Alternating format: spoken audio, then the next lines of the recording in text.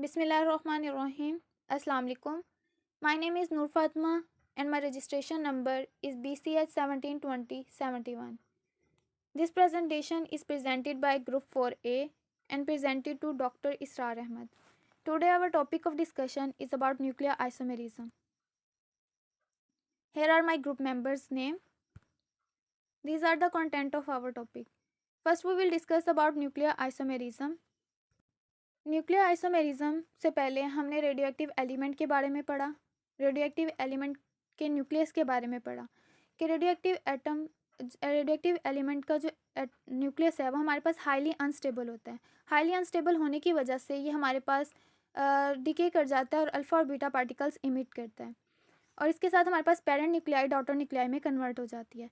तो nuclear isomerism में हम ये देखेंगे कि जो हमारे पास डॉटर न्यूक्लियाई प्रोड्यूस हो रही है वो हमारे पास एक हैं या दो हैं। अगर दो हैं तो उनकी कौन सी प्रॉपर्टीज़ सेम है और कौन सी डिफरेंट है, क्योंकि वो सेम न्यूक्लियाई से प्रोड्यूस हो रही हैं। तो यहाँ पे हम इनकी प्रॉपर्टीज़ देखेंगे, इसके अलावा हम इसकी एग्जांपल्स देखेंगे। Second topic is about mass defect. Mass defect में हम ये देखेंगे कि हम किसी भी एलिमेंट का एटम का मैस कैसे कैलकुलेट कर सकते हैं और जो हम एक्सपेरिमेंटली मेजर करते हैं मैस और जो कैलकुलेट करते हैं मैस किसी भी न्यूक्लियस का, उन दोनों में क्या डिफरेंस है। First we will discuss about nuclear isomerism. A pair of nuclei having same number of protons and neutrons but different half-life are called nuclear isomers. ऐसे न्यूक्लियाई जिनके नंबर ऑफ प्रोटॉन्स और number of neutrons same होते हैं, just उनकी half life different होती है, उन्हें हम न्यूक्लियर आइसोमर्स कहते हैं। और जिस फिनोमिना के ज़रिए ये बन रहे होते हैं उसे न्यूक्लियर आइसोमेरिज्म कहते हैं। न्यूक्लियर आइसोमर्स की हमेशा नंबर ऑफ प्रोटॉन्स और नंबर ऑफ न्यूट्रॉन्स सेम होंगे, जस्ट उनकी हाफ लाइफ डिफरेंट होंगी। तो अब ये बनते कैसे हैं। समटाइम्स जब अल्फ़ा और बीटा डिके हो रहा होता है तो हमारे पास एक की बजाय दो न्यूक्लियाई प्रोड्यूस होते हैं, a pair of nuclei produce होता है। तो जो पेयर ऑफ न्यूक्लियाई प्रोड्यूस होता है, अगर उनके नंबर ऑफ प्रोटॉन्स और नंबर ऑफ न्यूट्रॉन्स सेम है तो हम कहेंगे कि ये हमारे पास न्यूक्लियर आइसोमर्स हैं। जैसे कि नीचे दिखाया हुआ है कि जब एन को हमने न्यूट्रॉन ने आके पेरेंट न्यूक्लियाई को हिट किया तो हमारे पास एक की जगह बजाय दो डॉटर न्यूक्लियाई प्रोड्यूस हुए और साथ में अल्फ़ा और बीटा पार्टिकल रिलीज़ हुआ।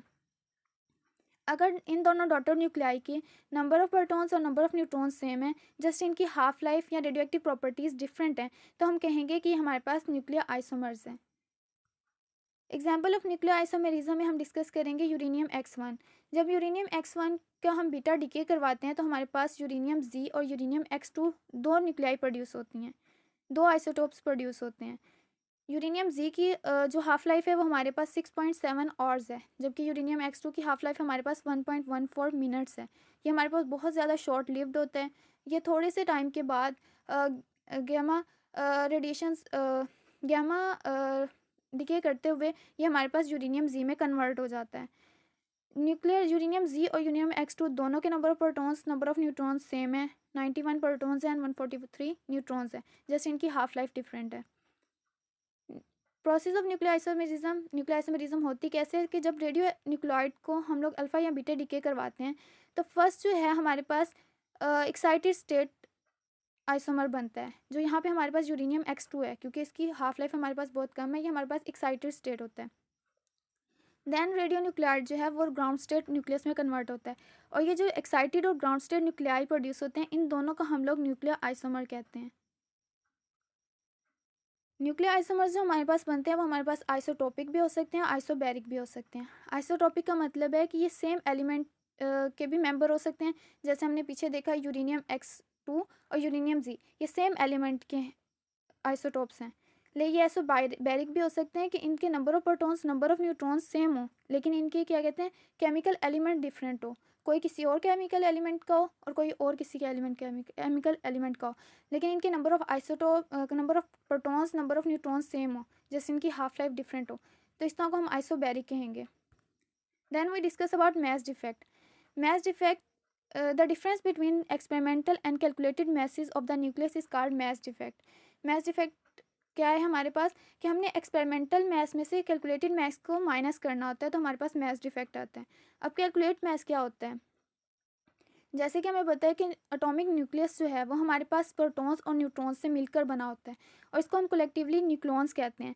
तो नंबर ऑफ जो मैस ऑफ प्रोटॉन है और मैस ऑफ जो न्यूट्रॉन है, इन दोनों को अगर हम सम किया जाए तो ये हमारे पास कैलकुलेटेड मैस होता है। अब यहाँ पे हम मास डिफेक्ट की एग्जांपल देखते हैं। यहाँ पे हम हीलियम का डिस्कस करते हैं कि हीलियम के अंदर 2 प्रोटॉन्स होते हैं और 2 ही न्यूट्रॉन होते हैं। तो इसका कैलकुलेटेड मास हम कैसे फाइंड आउट करेंगे? Number of mass of protons, 2 number of protons present हैं तो इसे 1.00815 जो कि हमारे पास एक प्रोटॉन का मास है उससे मल्टीप्लाई करवा दिया। मास ऑफ न्यूट्रॉन हमारे पास है 1.00899, तो हमारे पास हीलियम में 2 न्यूट्रॉन होते हैं इसलिए उसे 2 से मल्टीप्लाई करवा दिया। इन दोनों को मल्टीप्लाई करके जब हमने सम किया तो हमारे पास 4.03428 AMU मैस आया। और जब हमने इसी हीलियम के एटॉमिक मैस को क्या कहते हैं एक्सपेरिमेंटली कैलकुलेट किया तो हमारे पास 4.00388 आया। तो इसका मतलब है कि हमारे पास एक्सपेरिमेंटली कैलकुलेटेड मैस जो है वो हमारे पास जो कैलकुलेटेड मैस है जो हमने खुद कैलकुलेट किया है उससे डिफरेंट है। वो हमारे पास एक्सपेरिमेंटल मैस उससे कम है। तो हमारे पास जो मैस डिफेक्ट है, अगर हम एक्सपेरिमेंटल मैस से कैलकुलेटेड मैस में से एक्सपेरिमेंटल मैस को माइनस करें तो हमारे पास मैस डिफेक्ट आ जाएगा 0.0304 AMU। और ये हमारे पास मैस डिफेक्ट है हीलियम न्यूक्लियस का। और हमारे पास यहाँ पे सबसे ज़्यादा ज़रूरी बात ये है कि जो एक्सपेरिमेंटली मेजर्ड मैस है वो हमेशा कैलकुलेटेड मैस से कम होता है। This is all about mass defect and nuclear isomerism. Thank you.